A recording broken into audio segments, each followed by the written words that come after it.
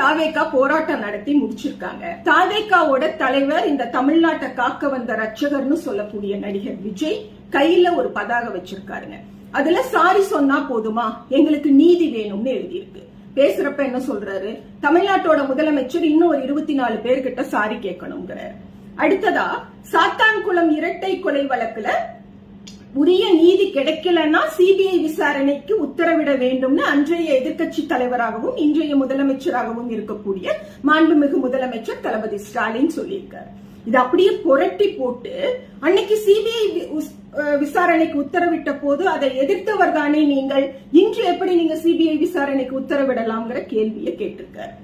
சரிங்க விஜய், நீங்க எப்பதான் இந்த ஷூட்டிங் ஸ்பாட் மோடுல இருந்து வெளியில வந்து நாம நிக்கிறது ஒரு அரசியல் களம் அப்படின்னு தெரிஞ்சுப்பீங்க?